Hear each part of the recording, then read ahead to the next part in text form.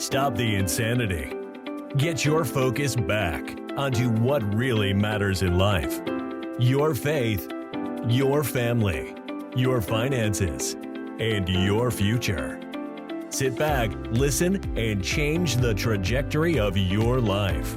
You are listening to the Money for Life podcast. Let's welcome your hosts, Teresa Kuhn and Rick Sapio. Hello, everyone. This is Rick Sapio for another podcast, Money for Life. I love doing these podcasts with you, Teresa. I love the feedback we get. I love the clients who are getting more and more passionate about the topics that we talk about in the areas of faith, family, finance, and future. The title of this podcast is, What Mask Are You Wearing? What mask are you wearing? What do you think that means, Teresa? Well, for me, Rick, that means a lot of different things, but I want to give an example. And I think as soon as I give the example, people are going to completely get where we're coming from. So have you ever met people who identify with either their feelings or an issue that they have in life or an illness? For example, a man who's been divorced and his wife, left him with penniless. Or a woman who's got a major medical issue and she identifies as that issue. Or you might know somebody who's depressed and they wear their emotions on their sleeve, and their language and their physiology is all about that feeling. And it's typically not a great feeling. It's like depression or anxiety or stress. You know people like this, Rick, right? Of course, it comes in many shapes and sizes. I know people that still talk about the catch on the last play of the game when they were 18 in football, or they talk about their past, and it's an obsession with self. I've noticed when very successful people get together, and I like to connect people, very successful people, when they get together, they have this confidence and assumption about who they are. They don't have to talk about the past. They don't have to talk about their ills. They don't have to talk about the touchdown. They start right there and they start dancing in the present and talk about what they could create together. There's no, hey, this happened and that happened. Sometimes you see a little bit of that, but the reality is they don't wear their past on their sleeve. Irrespective of how horrible it might be or how great it might be, it's irrelevant. What's relevant is this moment, today, right now. What are you going to do, irrespective of what the hell happened to you 5 minutes ago or 50 years ago? As brutal as it might be. I had an atrocious childhood. If I got on these podcasts and talk about all the stuff I went through as a kid, wow, you guys would want to take a shower. But the reality is, it's irrelevant. What's relevant is what we can teach you. And right now, what we're trying to teach you is that when you wear your thoughts and feelings and circumstances and life events on your sleeve and you carry that with you, what you're doing is you're taking your past, bringing it into the present or into the future, and you're having less of a full experience of your life. Rick, one of my favorite quotes regarding this topic is by Marcus Thomas, and I'm going to read it. It says, "I am not my thoughts, feelings, circumstances of changing events in life. I am the awareness, the alertness, the changeless which remains present behind it."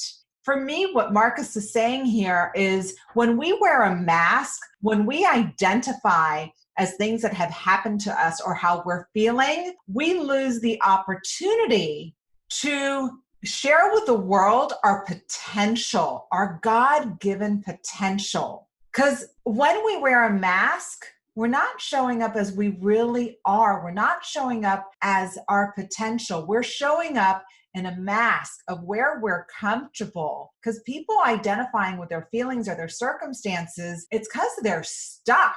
And they're stuck in a world of what was or what might be, of what they're feeling, but not as to what's potentially they're able to be or to do.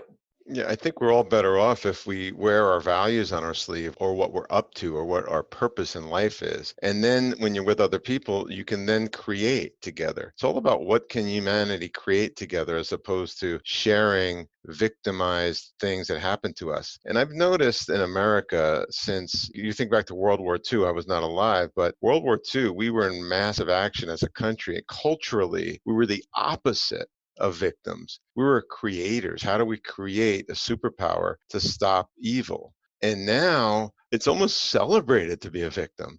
All right, everyone. And now this is a message from our sponsor, the 100-Year Savings Solution. Teresa and I do these podcasts because we are very committed to you having wealth in your life. And that wealth is long-term wealth. And how do you get wealth? You get wealth by employing the barbell investment strategy, in which you focus on creating a foundation of wealth using specially designed whole life insurance from a mutually owned insurance company.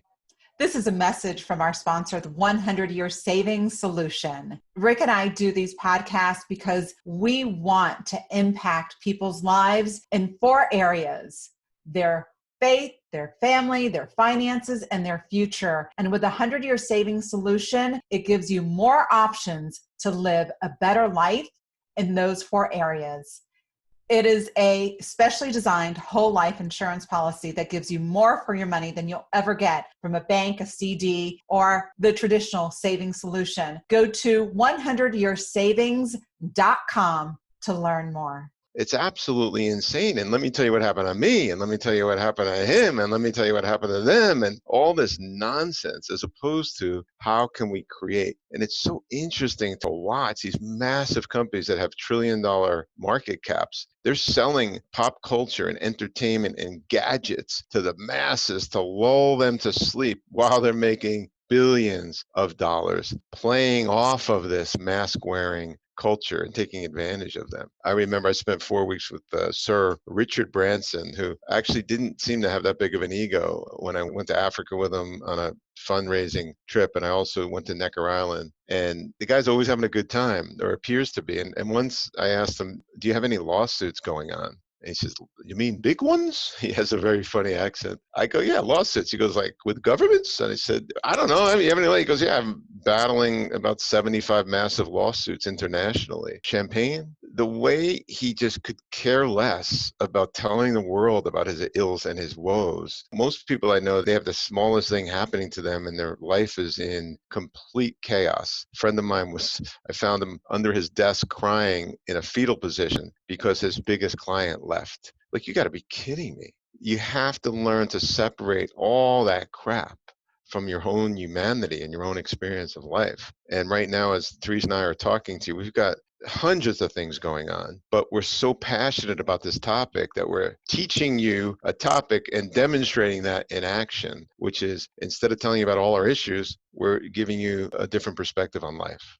So, Rick, how free would someone be to create whatever they want if they didn't identify with their illness or their feelings or their circumstances? You know, it's really funny. You were telling a story on one of the podcasts about somebody that you were mentoring who kept coming up with excuses as to why she couldn't create because she had all these issues in her life. And you were telling her a story about a woman who created a massive business that had tons of kids, single mom. Like, that person could have identified with her circumstances and didn't, and went out and created. So we all have that potential. And I think when we open ourselves up, like a vessel, just being completely open and not identifying with illnesses, circumstances, feelings, the whole world opens up. The world of possibility opens up. Isn't it interesting to you, people that have the most bizarre circumstances? I have a sister who is paralyzed from the neck down, and she is often the light of the family and trying to get our other 4 sisters to pull their heads out of their asses. It's a big problem. We've talked to doctors, you and I, and depression, many doctors believe, is caused by an insane focus on ourselves. And if we focus on what we don't have and what we need and what we missed, and the fact that we weren't elected prom king or prom queen, and we obsess over this selfishness, any psychotherapists believe if the focus is out there, how could you improve the world? How could you take your purpose and spread it out on the world? Depression is lifted. And the other thing that's funny about depression is, I saw a study, you could take all the depression medication you want, but if you have a vigorous workout 30 minutes a day, it releases more of those positive endorphins that you want than the actual medication. But the medical community is not telling people that, because I guess exercise is free and medication, they get billions of dollars in revenue for. Pretty interesting. But that's a whole nother topic. However, it leads into part of the mask wearing is bragging. And I've seen this happen many times. bragging about what drugs you're taking for your issues, your anxiety, your pains, your ills, your depression. And I am not saying that this is not a serious topic. This is a very serious topic. I'm focusing on how society has shifted, that it's absolutely positively celebrated to be a victim today, as opposed to being a hero like happened in World War II.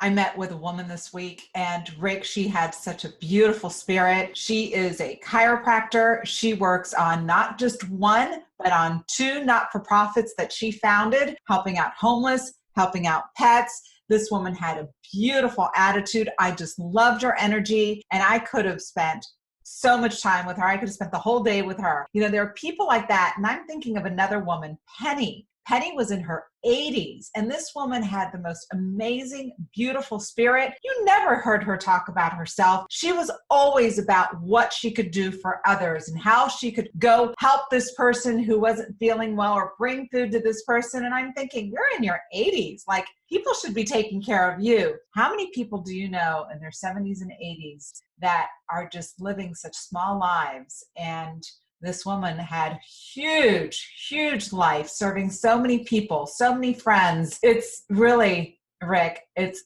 being open to what's possible without identifying with your circumstances, your feelings, or your identity that isn't really who you really are. Being depressed, being sad, being a divorcee, being whatever, isn't really who you are. It's just a circumstance. It's just a moment in time.